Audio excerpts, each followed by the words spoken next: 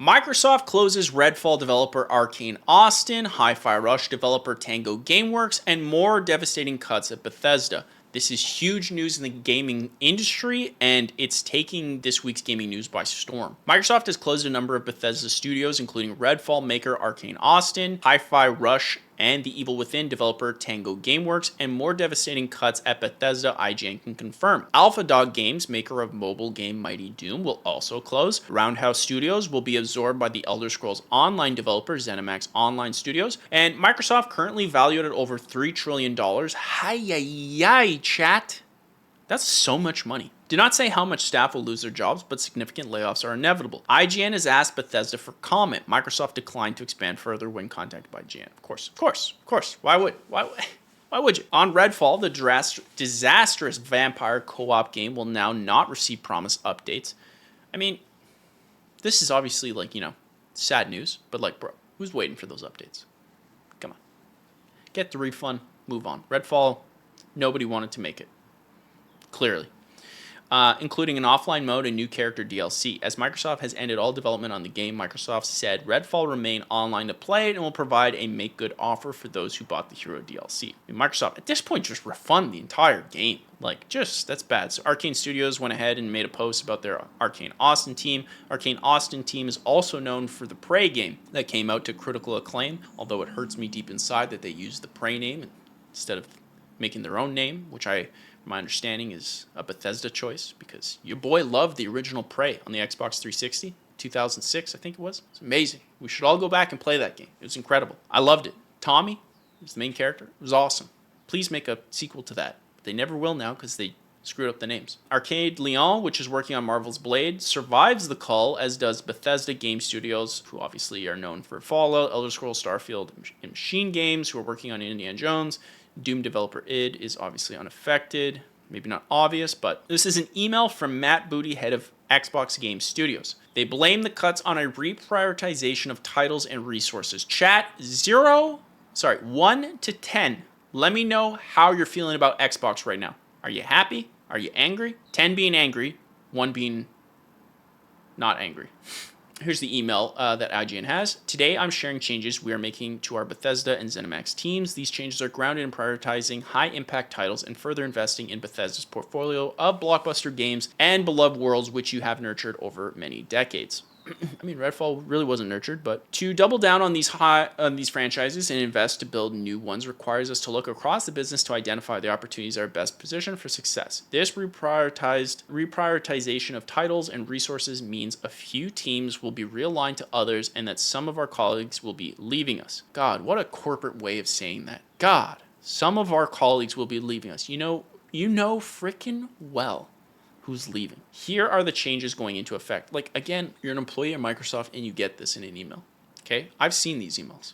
Not obviously Microsoft emails, but I've seen these emails. They're just soulless.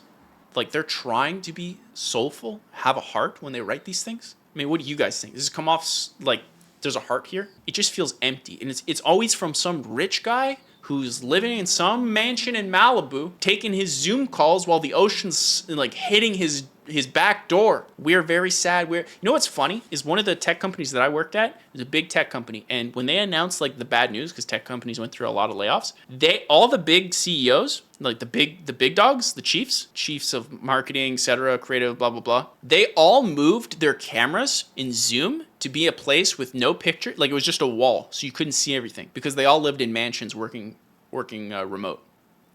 Cringe, absolute cringe. These people at Nintendo, when times were bad because of the Wii U, okay? I don't want to butcher his name. Satoru Iwata, right? Satoru Iwata. Iwata-san. This man, Nintendo, CEO Nintendo at the time before he passed, he took a pay cut to help Nintendo through the dark times because of his decisions. Why is that not a thing in Western culture? It's cringe, man. I don't know, dude, I'm a pure capitalist at heart. I really believe in the capitalist system. I have nothing against capitalism. But a public business that just always wants the numbers to go up, you have to realize it's not sustainable. Play it out over the long term. You can't always have the numbers go up. I don't get it. And just to be able to hire people and then ditch them, I know it's a business, but man, don't you think there's other things you can do? Like, I think one of the things that came out of this from the Xbox article was that Bobby Kotick, who obviously left Microsoft after Activision was bought, he got quite a girthy amount of money for leaving, his exit. Like, how much of that could have went to just giving people another chance? And also, look, at the end of the day, Hi-Fi Rush is like basically the poster child of this layoff of just like, look, they put in the work and they made a great game. I knew someone was going to mention the girthy. Sorry, Shaw, brother. Ew. Yeah, Hi-Fi Rush is the one that's getting critical reviews. It was like a darling of 2023, one of the beacons of Xbox's releases last year, and clearly it's not making money, because if it did, then Microsoft wouldn't have this issue. But, and I want to be careful saying this, but like, look, if I came to you guys and I said, we want to make a smaller title, we don't know how to make this game, it's a music-based game, okay? It's a music-based single-player game. There's no monetization. It's a single-player-based game. We know our studio is a horror-themed company. Like, Tango Gameworks was known from The Evil Within. We want to make our, like, lighthearted, anime vibe-ish, bright colors, cel-shaded game, Hi-Fi Rush, and it's music-based. This is our pitch. We want to make this. We don't know how to make it yet. It's never been done before, something like this. It could take years, okay? That happened. There was a pitch. And then these heads said, okay, you can do it. And every step of the way, they come back, these heads, okay? Don't get it twisted. These heads come back and they make sure that they're getting their return on investment. Or when this pitch is happening, they're coming from the perspective, okay, we just want a critical darling. It doesn't have to be a win. It doesn't have to be a financial win. It has to be a critical win. Now, at some point, you can go ahead and cancel and say, guys, it's taking way too long. We need to pivot. Sorry, we're losing money here. But they let them post it. And I use Hi-Fi Rush as an example here because when Hi-Fi Rush released, Jez Gordon of Windows Central, he says, what exactly determines success for an Xbox game these days? Okay, this is said in April of 2023 of last year, right? This is, I want to say 3 months after Hi-Fi Rush releases. Hi-Fi Rush, as far as I know, has no physical version, no marketing, no multiplayer. Again, this is something that would have been pitched. And they probably said, look, we're going to let you do this, but because you're giving us no form of, this is a smaller thing, it's completely out there, we're not going to do physical to save money. We're not going to market you. We're going to shadow drop you. And that's just the way it's going to go. And then the two parties probably went, okay, this is our deal. We'll go with this. If Xbox is pressuring ZeniMax to deliver sales of its games, maybe it shouldn't put so much emphasis on Game Pass. What's the goal here? To which the Xbox marketing, VP, Vice President, Xbox Games Marketing, Aaron Greenberg, which, look, I have nothing against Aaron, but I will say I think the marketing at Xbox has consistently been garbage for as far back as the Xbox One. Always.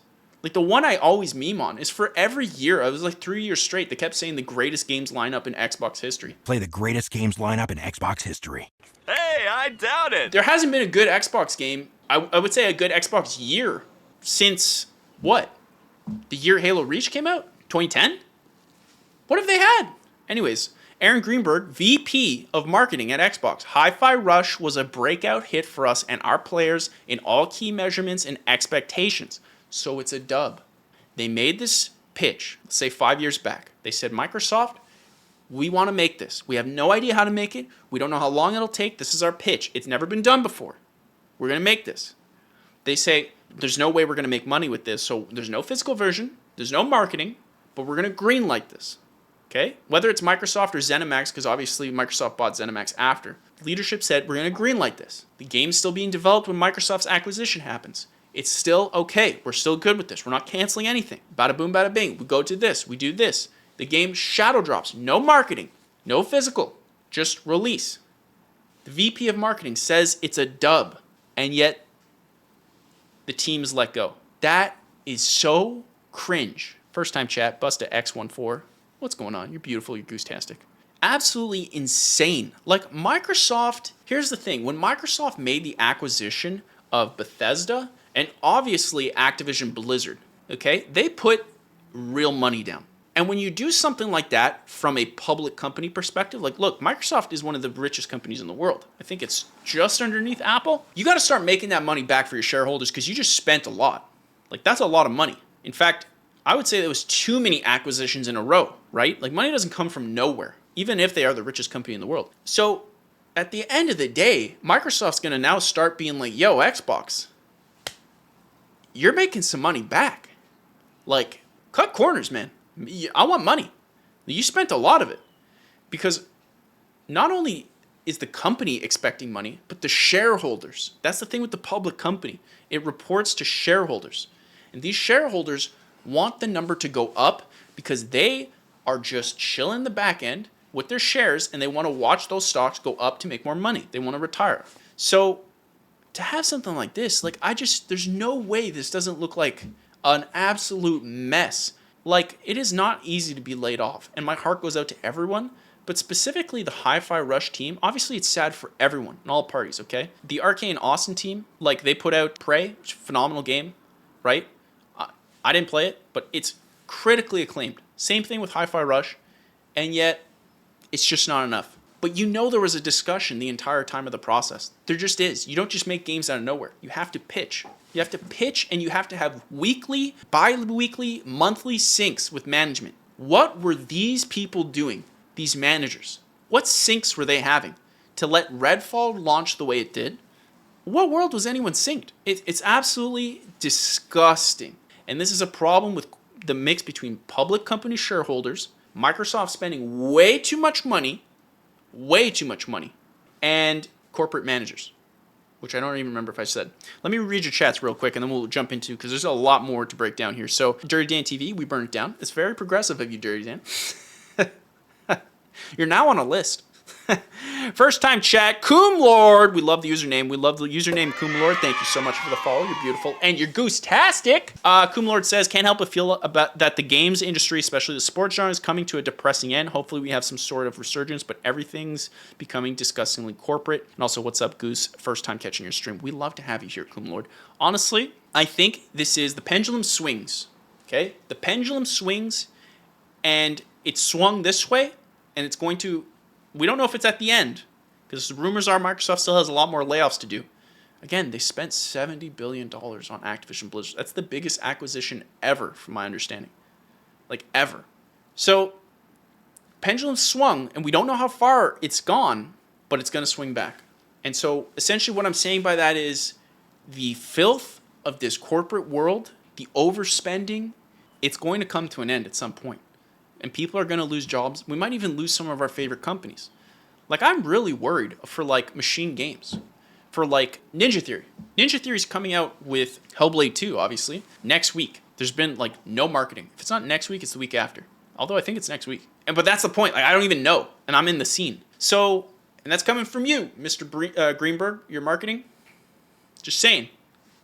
Just saying. So it's like, and also no physical. Just digital only. No multiplayer. No marketing. Like, I'd be nervous if I was Ninja Theory. And not only that, from a morale point of view, imagine working under a company where someone puts out something like Hi-Fi Rush, a critical darling, that you knew from the get-go would not make money. No one pitching Hi-Fi Rush would have thought this will be a moneymaker. It's just inconceivable. There's never been a game like it. You can get some examples that are close to Hi-Fi Rush, but it's a brand new style.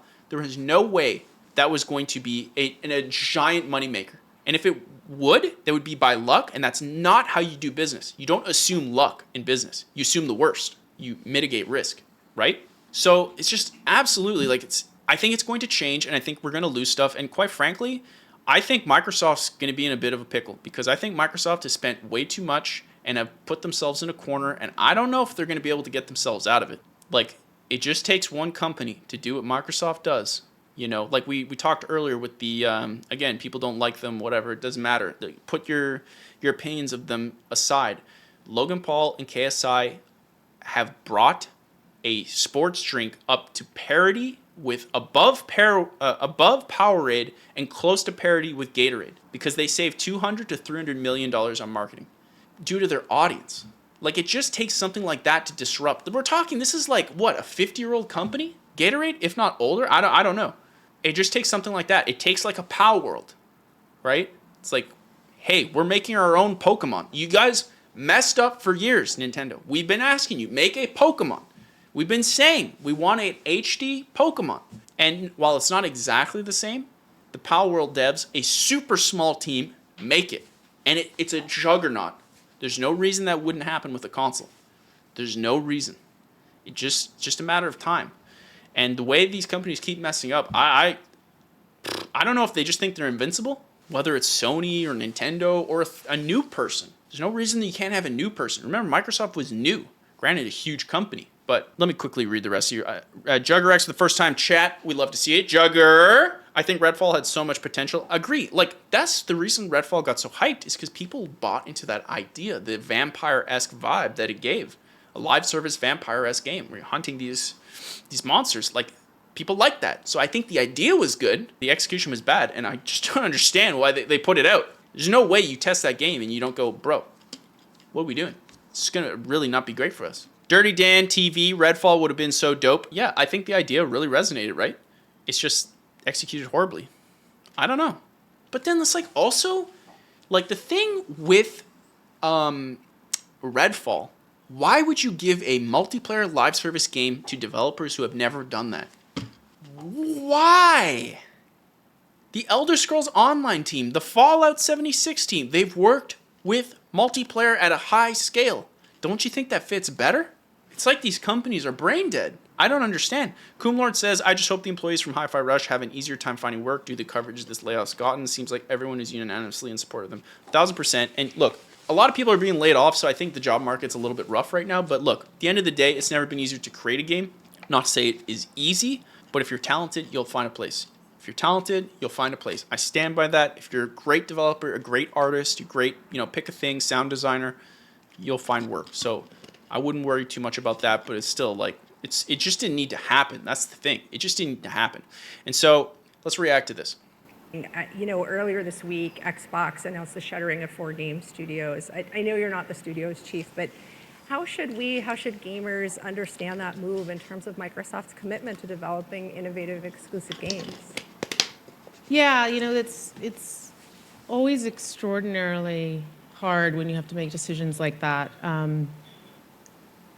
I'll go back to what I was saying about the industry. And when we looked at those fundamental trends, we feel a deep responsibility to ensure that the games we make, the devices we build, the services that we offer are there through moments, even when the industry isn't growing and when you're through a time of transition.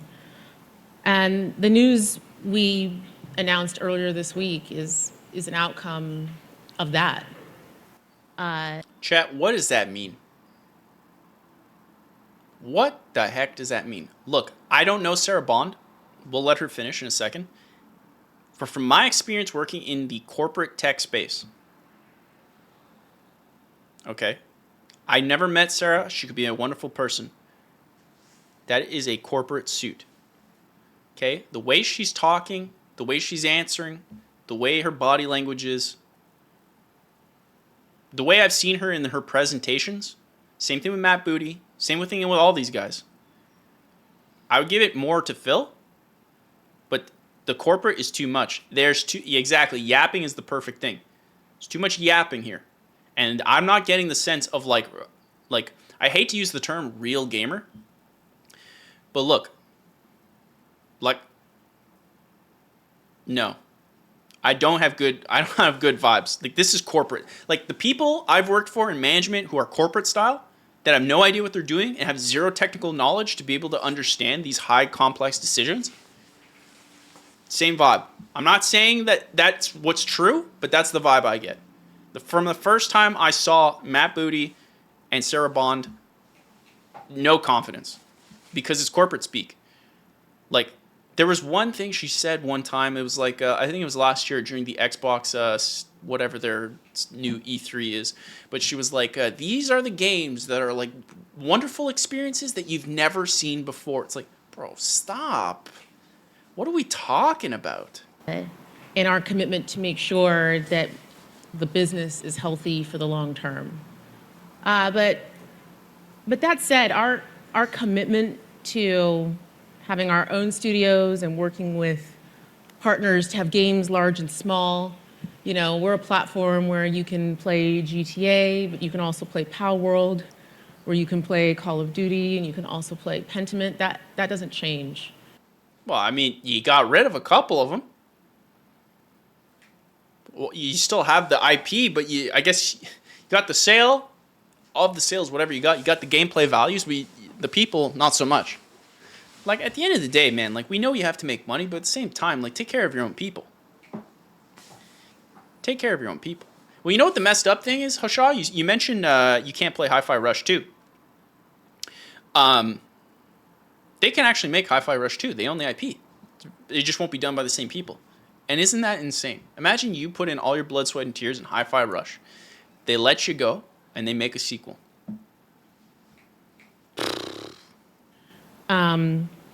And frankly, our commitment to Bethesda and the role that it plays is part of Xbox in everything we do. It's actually been pretty fantastic. I don't know if you've gotten a chance to check it out.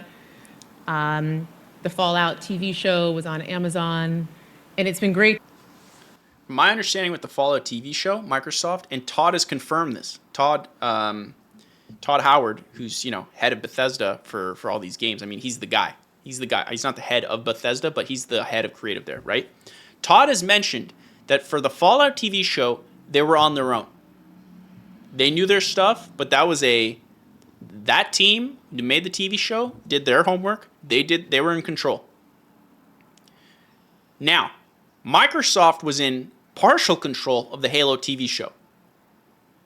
So while these are just two examples, I have to say one was faithful, the other one was not.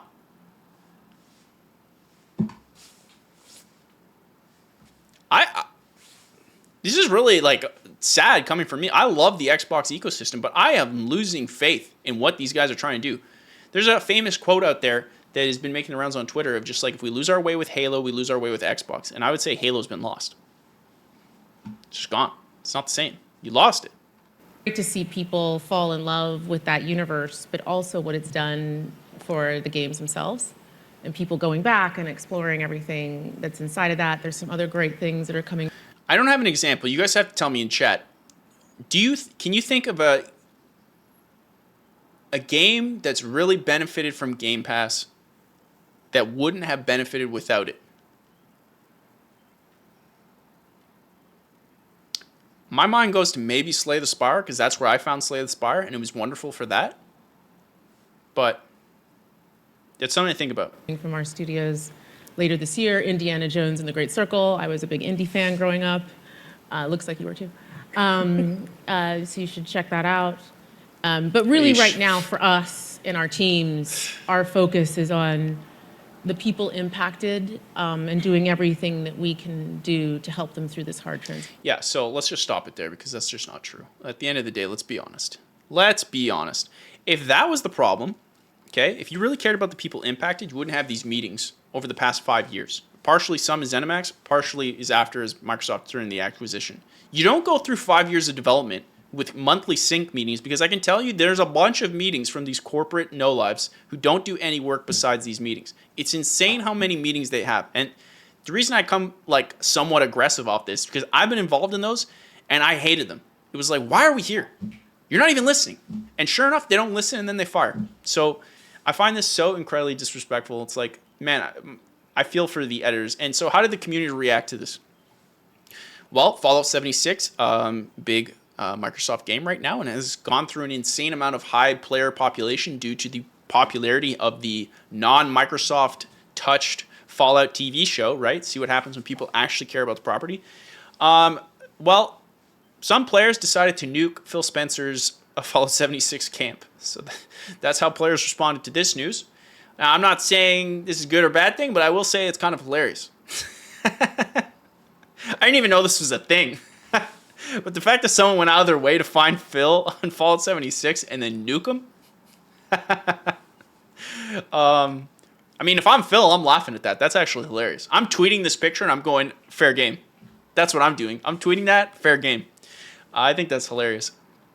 So a lot of the question now is we're understanding that, well, things need to make a lot of money for Microsoft to be considered valuable. And I mean, that makes sense. It's a business. At the end of the day, they're a business. They need to make sense. Clearly, Hi-Fi Rush, say what you will about the game's quality, it clearly didn't sell. Because if it sold as much as Helldivers 2, a Power World, some big thing, they're not getting let go. At the end of the day, let's just be real. They're not let go. I don't know what metrics they had to evaluate that, but if that was the case, they're not getting let go.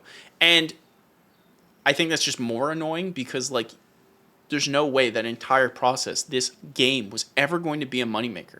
This is not the type of game to just explode with like millions and millions of dollars at them. It's just not. And if it is, it's super rare / lucky, and that's not what you'd base the business decision off. You go off the most negative, like high. You mitigate risk. That's what you do. So the question has come out now. Well, if they're really hurting, are they going to be putting Call of Duty on Game Pass? Because the problem there is Call of Duty makes a ton of money on their sales. And so the question is, if you put it on Game Pass, you just lose out on a lot of those sales. Now, I think the majority of the Call of Duty players are on PlayStation 5, so I think you're okay on that front. Not really that big of a deal there, given how many Xbox Series X's are in the wild. But it has come out now, the Xbox execs suggest that Call of Duty 2024 will launch straight into Game Pass. You're going to see some really amazing things. So earlier this week, The Verge reported that Microsoft was still debating whether to release this year's Call of Duty, reportedly Black Ops 6, to Game Pass. The same report claimed Microsoft is mulling on Game Pass price hike too. Of course. Subscriptions are just getting up there, man. It's like, we need a break here. The world is like, yo, inflation, subscriptions, everyone's boosting everything. Groceries are hot in Canada, okay? I don't know what it's like in the States, but it's expensive here. We need a break here. Housing costs, it's insane. Microsoft has faced tough questions around the potential cannibalization effect on Game Pass, particularly on games that launched on the service day one. While Xbox executives have insisted sales can be boosted by a game's presence on Game Pass, some publishers remain unconvinced. Unlike Microsoft, console rival Sony does not release its new exclusives straight into subscription services. Microsoft, here's the thing. Make Game Pass completely free in Tier 1. It's cloud only. Put ad inserts. Okay?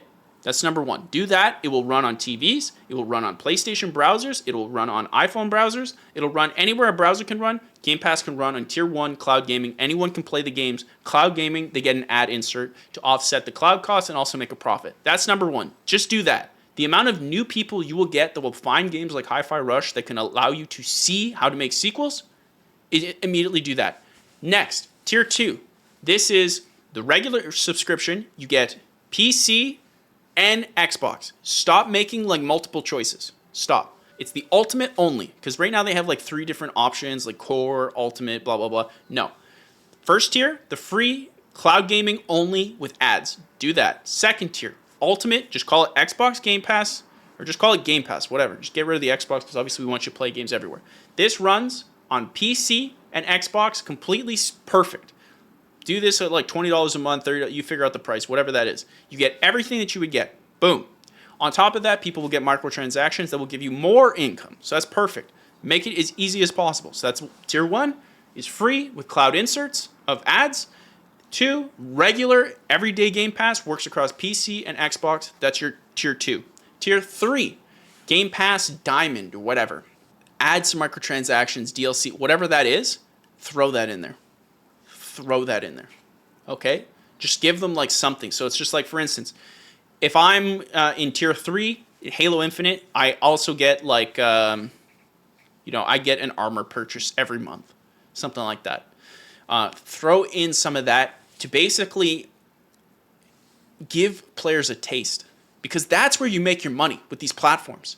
You make it with the microtransactions, unfortunately. Okay? And if I give you a taste, so here's the thing. In Tier 1, the goal is to get players in. Get players in, see ads. Ads are going to make you money. It's going to be great for you. It's going to be great for the gamer. It's going to be great for the player. It's free. It's cloud. Okay? If they want the native thing, then they go to the regular Game Pass. The problem with that is players, such as, like, say myself, I want to play Slay the Spire. Paying $20 a month. There's no microtransactions, at least that I'm aware of, in Slay the Spire. And let's say I just play that. Okay, well, I'm never going to give you anything other than $20 a month for Game Pass. So that's all you're going to profit off me. Okay, but if I get Tier 3, then I get a couple goodies given for free. So every month I get, like, again, I don't know how you work into it, but you want to give a piece of the microtransaction. So I go, well, I didn't have an interest to play Halo, but they said if I log in this every month, then I get like some new thing. Okay, well, now I'm getting used to the idea of microtransactions. Okay, well, I also want this thing, but this thing's on sale, so I go ahead and do that, and I purchase that. Because the people who already purchased are going to purchase it. But those, you have to kind of train them into it. Not saying that's the right thing to do, but from a business perspective, Microsoft, like, make the move. Like, you know? I don't know, but definitely do that tier 1. Make it free. Make it free for cloud gaming only and throw in ads. It's insane that you do not do this from a company point of view. I don't understand why you would not do this. And also, like, I don't know how you guys feel, but release the game for sale and then put it on Game Pass like 2 months later, 3 months later, whatever. Like, but right now, Microsoft feels like all over the place. They have no idea what they're doing, and it's like really, really, really, really confusing. I don't understand. And so we have this tweet here where basically from GameIndustry.biz, we find out that the console market continues to have a horrible year. Sales of game machines are down 30% in the UK this year. Series consoles are down another 25% in PlayStation, 25%. And then he puts Switch here at 38. But like, bro, Switch has been here for like 8 years. I think everyone who has a Switch has a Switch. So I feel like that data point is useless. To which additional context was thrown. Last year, the PlayStation 5 was up 200% or even more. I think 25% Dean down for PS5 is pretty good, to which Christopher Dring says, additional context, PS5 sales are now trending behind PS4 for the same time period. I have a thought on this, chat. I want to show you something. Okay? Let me just, camera guy, put us to the behind the scenes. Boom! Look at this. This is my problem with these consoles, okay? This is just one of many of my problems. On the left is the original Xbox playing Halo Combat Evolved. That's on the left. Okay? On the right, Xbox Series X playing Halo Infinite. Both these consoles are playing a game that is pushing their machines to the limit. We would agree? Chat, would we not agree that Halo CE was pushing the original Xbox and the industry forward, and Halo Infinite is pushing the Xbox Series X? It's got its 4K, etc., etc. Okay? Context. The Xbox original, okay, I want to say the Xbox One, but it's just not. Thank you, Microsoft, for the naming. Is running Halo CE off the disc. That's all it can do. On the right side, the Xbox Series X is running Halo Infinite installed on an SSD. So chat really quick. Which console should play the game faster? One came out 13 years ago and is playing games on the disc. The other one came out 4 years ago and is playing games digitally off of an SSD. You guys let me know in the chat. Which console should play the game first? Hashaw says Xbox Series X should play faster. I agree. Here we go. Okay. So yeah, it's time lapse. 20 seconds in, you can already see I'm in the game on the original Xbox. And I'm typing my new username. Goose. You can see I'm trying to write Goose. So that's 22 seconds in. I'm typing Goose. On the right side, still not loaded into the main menu.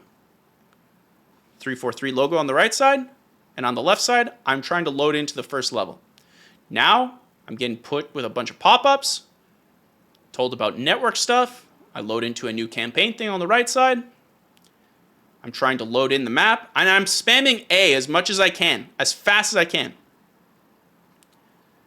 So I pause it right here, exactly when I get the first cutscene. You can't really see it as much because there's an insane amount of glare. I'm redoing this video so it's better. But on the left side, it's running on the disc. It's running off of 23-year-old hardware. 23-year-old hardware. It's running a game that pushes the console to the max. Halo CE on the Xbox One is revolutionary. Okay? And number 4, I had to create a new user and I typed it on the controller as fast as I could. I tried to do it as fast as I could.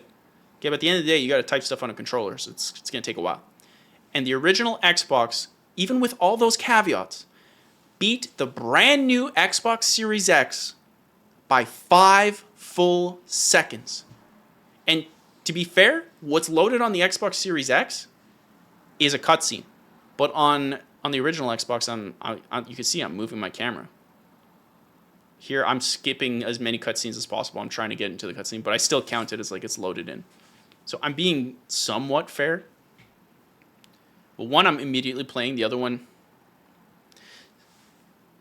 So that being said, chat, yeah, for Gorg, the OG loaded the disc faster. And again, I'm showing you the camera. Like, there's no cuts. I literally put half.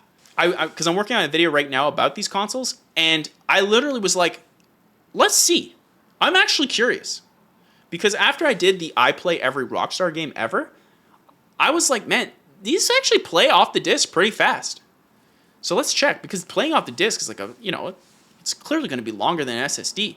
So I installed the game, and I wanted to see how much. Now again, Halo Infinite is playing on the Xbox Series X digitally, off of an SSD. And on the left, it's playing off a disc. 4 years old? 23 years old. And the original Xbox beat it.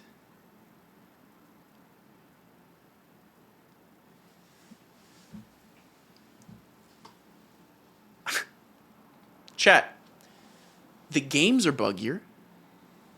The games take longer to make. The games are filled with microtransactions. The games are cut up into weird day one DLCs. The consoles play the game slower.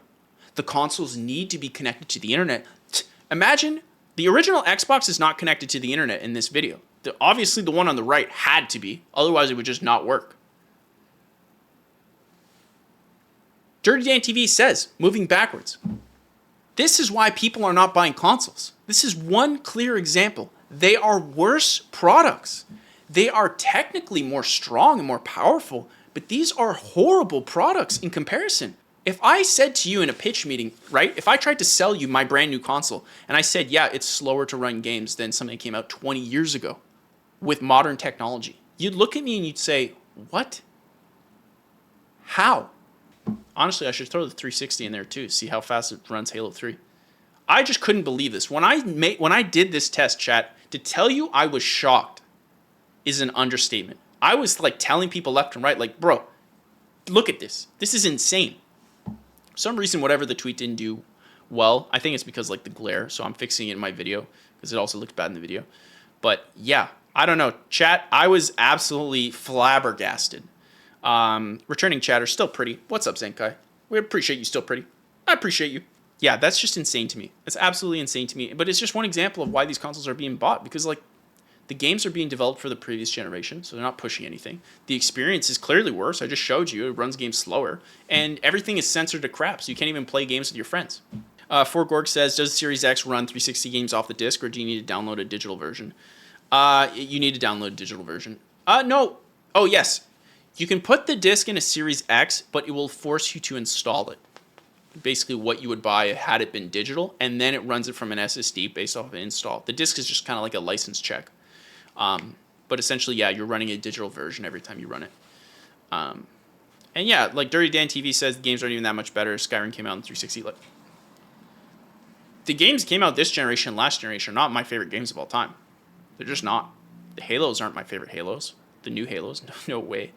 The new Gearses aren't my favorite Gearses. I'd say Sony, a little bit of flex there. Ghost of Tsushima, one of the greatest games of all time. Sony, W. God of War, W. Right? Astro's Playroom on the PS5, W. But yeah, it's interesting. I'm going to run this test on the PlayStation as well. The PS2 versus the PS5. I'm curious to see how it does well. So we'll see. So look forward to that video. We're going to touch on that next Saturday. And if I don't have it next Saturday, chat, you just freaking kaboosh me. But yeah, I was absolutely shocked with that.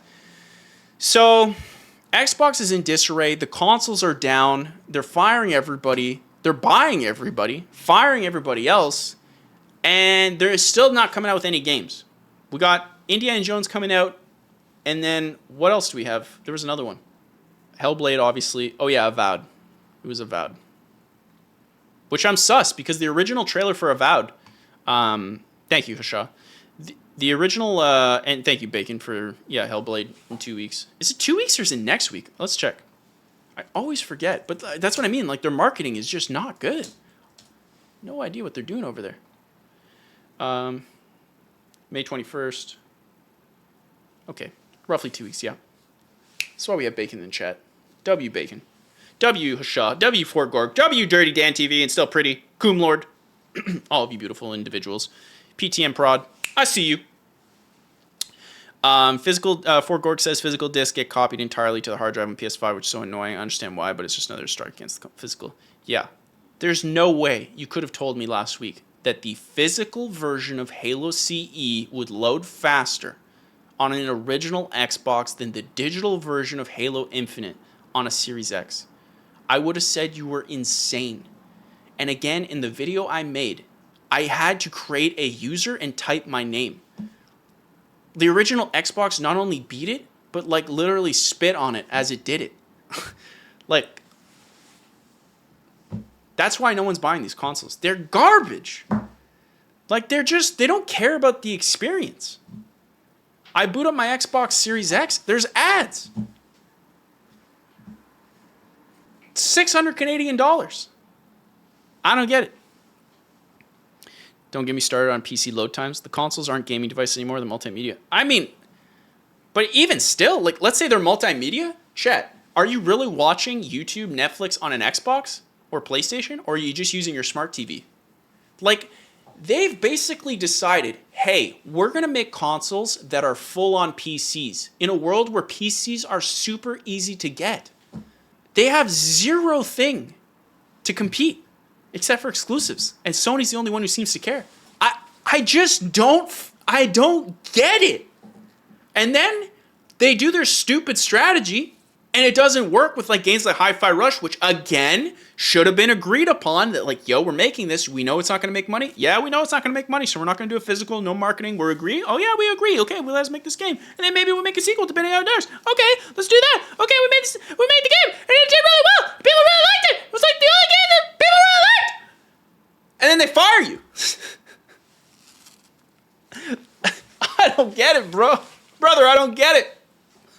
Brother, ew.